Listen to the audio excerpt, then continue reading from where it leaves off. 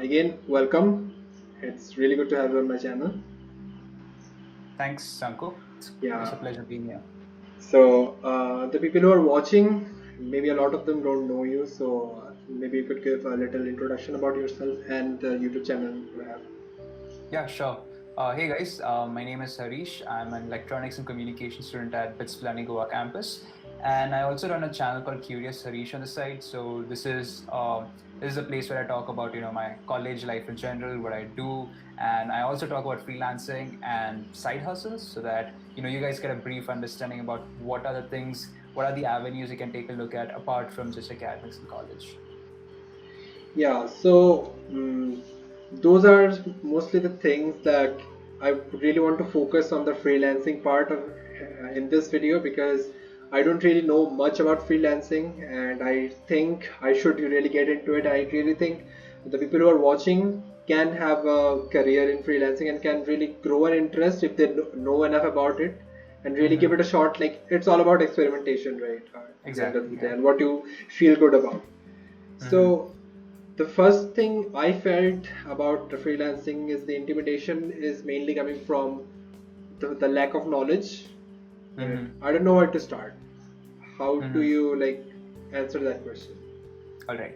So before you get started, right? So like a lot of people say how to earn money. Now I can't give like a one-liner that says how to earn money. And when it comes to something like freelancing, it's pretty simple. Like in the world of economics, this is how people earn, right? You make something that people want, right? So if say a carpenter wants wood, I provide him with wood and he'll give me money in exchange. If say a YouTuber wants his videos edited, I edit him his videos and he'll give me money in exchange. So essentially, you got to do something that people want. You need to provide value to someone, and in exchange for that, they'll transact. So that's essentially how jobs work. That's essentially how freelancing gigs work. That's essentially how the economy works in general. Now, taking that particular principle and applying it over here, you need a skill, right? It could be making websites, it could be knowing basic Python and making like machine learning algorithms, or it could be graphic designing, it could be something as simple as doing voiceover or writing content for blogs. It could be any skill, but you need to be a master of it. Now, by master, I don't mean like you don't need to be some crazy author, but you need to be uh, you need to be able to write enough for that particular piece to be publishable. So if you're an amateur, then it's great. But if you're just starting out, then I would say spend more time in mastering the craft rather than going out and like looking for clients. So that's the first part. See what you like. So like a lot of students say, hey, how do I know what I like? And the best way to find out is, as you said, experimentation. Try out as many things in life. You're really young. You have enough time, so why not try it out? So I've tried graphic design, I've tried video editing, I've tried making websites, I've even tried a bit of machine learning. So I just tried my hand at everything, and at the end of the day, once you sort of take a higher perspective and look at this, you'll be like, okay, I don't like graphic designing, but I'm more inclined towards web development, and that's why I'm going to double down on that particular path. So that's the best way of doing it. So you can watch a lot of YouTube tutorials maybe, or you can just go on the internet and see what are the other skills that people are having. Twitter is a great way of finding good skills. And when it comes to freelancing, there's a book by Varun Maya called Pajama Profit, so you can give that a read. It has it encapsulates all the freelancing skills and how you can learn them. Do that, and once you have a particular skill, you can start becoming a bit better at that particular skill, mastering the craft.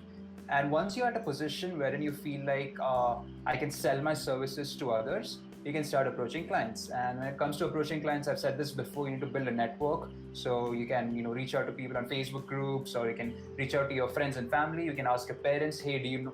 I'll give an example. If I'm building a website, I can go to my dad and be like, hey dad, do you know if any of your friends wants a website? Maybe if he's opening up a new shop, or if he's working for a company that builds websites, is there any way I can add value? Is there any way I can go and help you build a website? I can do that. I can call up all my friends and be like, hey, do you want a website? Do you want a website? And ultimately, through this process, you will get someone who want a website. Now, initially, what most people say is when it's a first freelancing gig, you should try to do it for free because at this point you're trying to establish credibility, right? No one really knows that you're a web developer. Everyone knows you as a student, maybe. So you need to establish credibility. That's the second part. Maybe work for free. Maybe work on personal projects and somehow have a collection of websites, say 3 or 4 websites that you have built, and that's called your portfolio. So now you have your portfolio intact. I can maybe make a PDF or maybe make a simple website which has all your projects involved. One of the things you mentioned was cold emailing people, right? Mm-hmm. And you really like to get somehow noticed. You have to get do a lot of those at the start. Mm-hmm. Yes, cold emailing obviously is not that easy because you have to like somehow play with the psychology of, because whoever you're emailing, they're gonna get a lot of mails, and somehow you have to Mm-hmm. stand out among those mails. How do you do that? Mm-hmm. So this is like a misconception that even I had, having a really well-crafted cold email. But recently I found out that mails that are really straightforward, mails that just don't waste their time, mails that don't beat around the bush are the most effective ones, right? Because if you want to get a client for your video editing gig, then why not just straight up get to the point instead of saying, how was your day? I know you like football, even I like football. I don't find that particular method to be as effective because if I'm getting a mail that says, "Hey, I know you're interested in CSK when I like CSK," then maybe I'll be like, "All right, who is this guy?" Right? Yeah. Maybe different people have different approaches, but I feel being very straightforward and getting to the point is the best way of getting an answer because I don't want to beat around the bush and then that's just a waste of time for both me and him. That's my personal opinion. And as far as cold emailing is concerned, I usually use LinkedIn.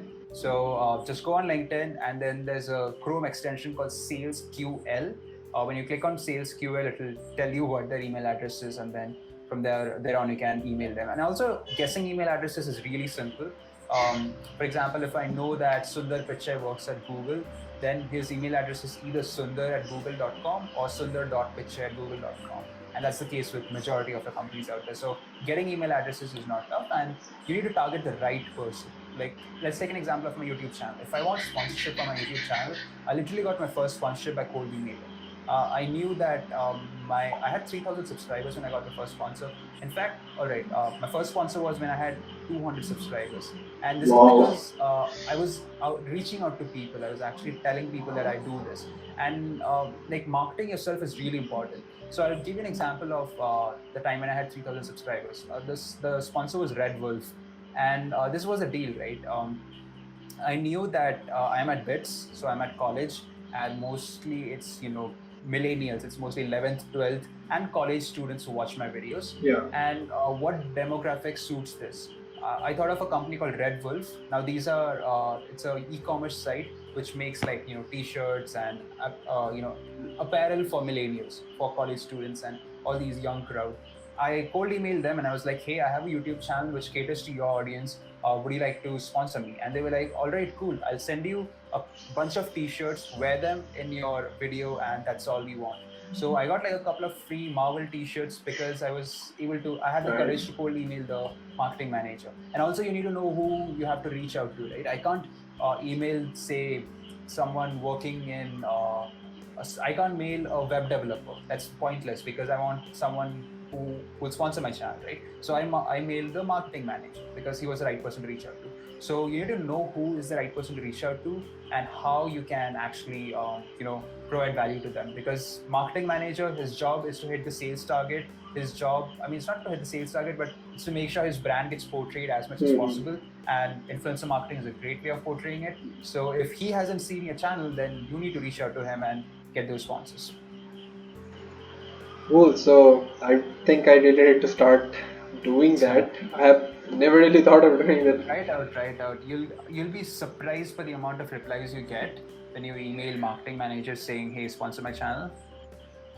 I should really. That's a really good advice. I should implement that. And again, another small thing is I'm not that good at communicating with people. So there is something Mhm. you need to keep in mind. Like I'm imagining that there are some things you need to keep in mind while you're talking with your clients or dealing with your clients. So because you are at the end of the day, you need a good feedback out of them, right? And you need to Mm-hmm. make them happy, so either they recommend you to other people, or if they can come back to you for some other work they need to get done. Yeah, yeah. So how do you cater around that? All right. So I told you right in emails you can be very formal and you can ask for a formal request.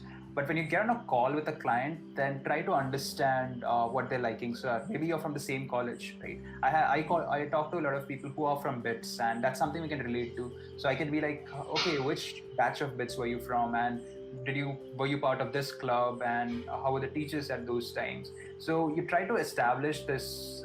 You need to find some sort of common ground. Not Yeah. necessary every time. You can like few people just like to talk about work and cut the call, but there are few people who act like normal humans and want to have a conversation. So you can talk about some common ground in case you're able to find. But that's not a hard and fast rule. It's totally fine if you just talk about work and cut the call. Even that's really good because you're saving both Yeah. time. So I don't really think. I mean, communication is really important, and if you feel that you aren't, if you get nervous while talking to someone, then it's totally fine. It's that's how people get started. Even I was really nervous to cold call right back in the days. Um, so we started this small. I used to know how to run Facebook and Google Ads, and I thought I'll start like a digital marketing agency, and I started cold calling like jewelry shops because I knew they had money, so maybe I could get a client. And I cold call like 10 people, and those were like the scariest times of my life. I used to be really afraid while cold calling. But once I went to college, we used to cold call to get sponsors for like these college fests, and I've made like over 200 cold calls until now. And after this extensive cold calling period, now I'm just not afraid to talk to people. I can even cold call like the biggest of the biggest CEOs and talk to them because I'm just not afraid to talk. So my point is, if 2 years back I had to cold call someone, then I would have been really nervous. I would have been shivering. But now it's just very natural. So it's a very long process, and you have to get started somewhere.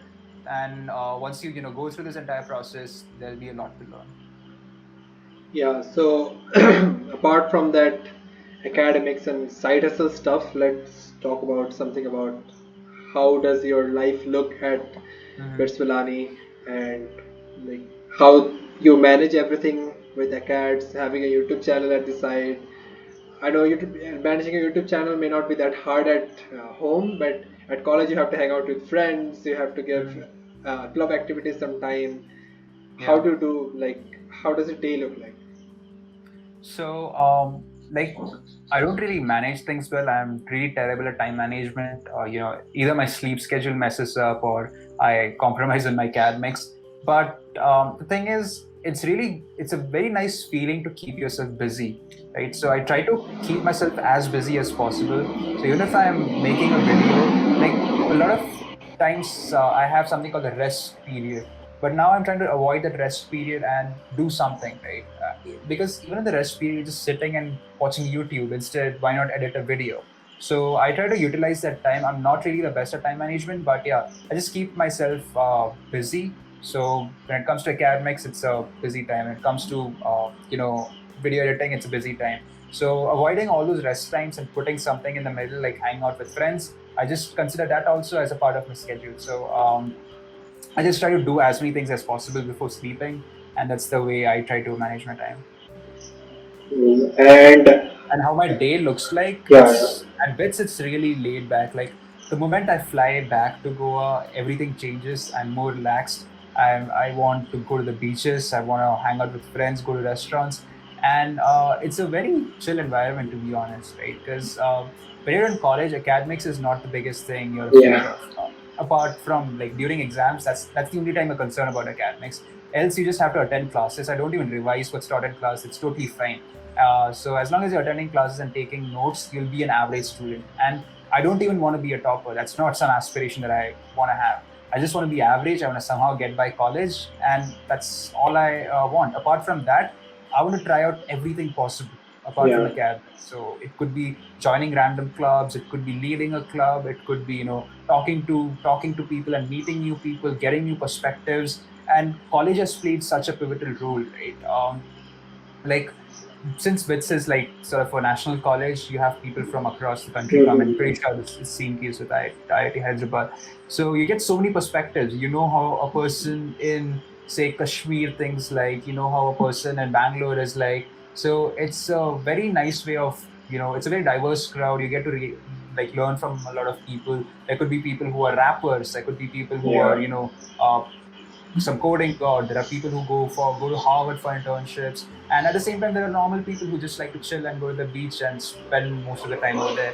So it's a very nice combination. You get to meet a lot of people, and I've learned more from my friends than teachers. I've said this a lot of times. You observe people, you learn from them, and try to implement that in your life.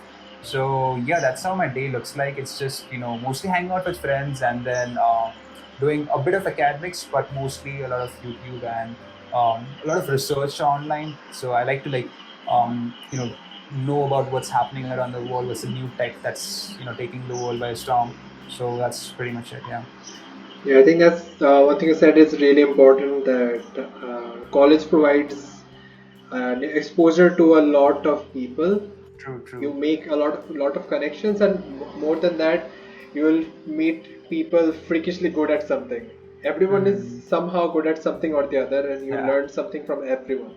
That's one of the best things I love about college. And obviously the freedom and living alone is something, at least after living like for the going to Hmm. the hostel for the first time, I really enjoyed it and stuff. And do you have any other hobbies that you like to do other than this? So I like to play anything that my friends are playing, right? So I'm All not right. really good at sport, but if my friends are going to play basketball, I'll just go join them.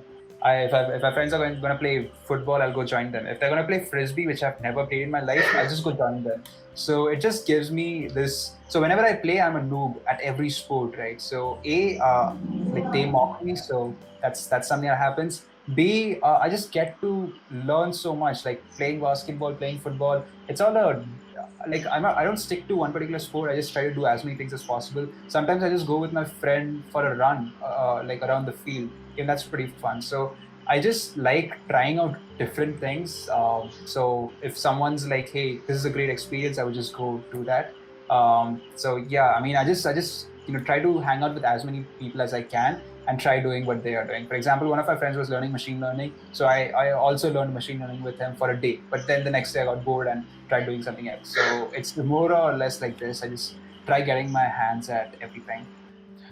All right. So when it comes to money management, I have pretty simple principles. A is do not buy dumb stuff. All right. So if you do not need something, then even if I had like a crore in my hand, I would not buy, say, a Mercedes if I know that it's not gonna give me any value.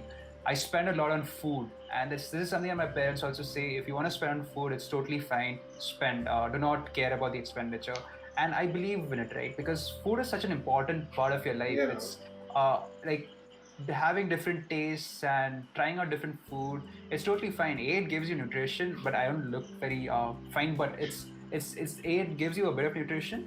At the same time, it's something that I just don't care about spending money on. It doesn't mean that I go to really fancy restaurants, but I wouldn't mind spending money on food compared to spending money on something very materialistic like a very expensive car.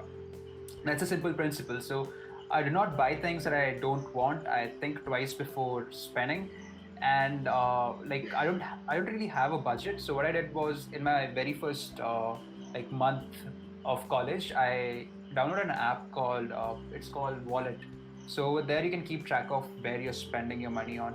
And I think that at that time my monthly expenditure was around 2K, which was quite decent. But then suddenly you never know, it's very variable, it keeps Yeah. like very Mm. it fluctuates a lot. So yeah, I don't really have one, but the only thing I'm concerned about is to not buy things that I wouldn't use in like 2 weeks. So I don't want to spend my money on useless stuff. So that's the only thing. Food, yes. Drinks, yes. What else? Everything that's really necessary to your life. If you like wearing clothes that make you feel better, then sure, spend money on it. If it's something that's very personal to you, if it's something that's very satisfying, then I'll just go do it. But yeah, I mean, you need to take a calculated risk because in the future you would have maybe a salary, or if you're running a business, you'll have revenue. So you need to keep like You need to know how much to invest in maybe mutual funds or stock market. You should know how much to take forward and keep it in savings. You should know how much expenditure should be like. So yeah. Video about this personal budgeting stuff. Matt Dievel actually talked about something. He said one thing: ki, don't buy anything that you can't afford twice. Yeah. Uh, and another thing that I really like, I've made mistakes. Obviously, I've bought some dumb things which I shouldn't have bought. Like I regret buying now in first year of college. So the one thing I like, one principle I like to follow is whenever you want to buy something, if it's not really urgent, if it's not urgent, something you like, you seem Yeah. like it can be a good addition to your life. It can bring some Mhm. value. If it's not absolutely urgent, wait a week. If you still feel it's urgent, if you still feel like it's gonna add some value, then you can buy it. Exactly. I'll Uh, give you a great example for this. So recently, we had to download Matlab, all right? So Matlab yeah. is a software where you do simulation in our course. And I use a MacBook Air, and it has 128 GB of space. Hmm. And Matlab is like 13 GB, so I did not have enough space in my MacBook Air to download it. So I was looking for a better option, and I was looking at MacBook Pro, the 16-inch one, which almost costed 2 lakhs. Hmm. It's very expensive, but I thought let's upgrade and get a really good Mac because I can use it for the next 10 years. That was my principle. But 2 lakhs is huge. And when like I went to the store, I saw the laptop, I did the EMI thing, everything. I mean, I didn't buy it, but later on I came back home and I was just thinking about it, and I was like, all right, what's my major problem? Like, why do I need a laptop? Like earlier I was like, all right, I need a laptop because I can use it for the next 10 years. But then I was like, what's the major problem? What's the reason that's driving me to buy a new laptop? And it's MATLAB, because I'm not able to download MATLAB. So I thought of a solution with that problem. How can I increase my space? And I was like, why not just increase my SSD? Why not get a hard disk? So I just got a hard disk, and this costed me like 5 or 6K, and got MATLAB installed in it. And from now, like I just use MATLAB on this hard disk. So instead of spending 2 lakhs, I just spent 6,000 and got my job done. So having this really, like as you said, wait for a week. In this 1 week of time, you introspect and you see, all right, do I really need this? And you get your answer. So I would say, do not make impulsive decisions, especially when things are really expensive, and that really works. Yeah. So I think those things can be really helpful for people who are going to college, which Mhm. is majority of the people Yeah. watching. So yeah, I think we'll wrap this up at this point. If you have anything to say at the end. All right, guys. So I know these are tough times. Your college might not start this year, but do not worry. You have a lot of time. So keep experimenting, keep trying out different stuff, and I'm pretty sure you'll find your golden sweet spot. Then double down on it and make India the next Silicon Valley. All right. So again, thanks for coming. It's really great to have you on the chess channel.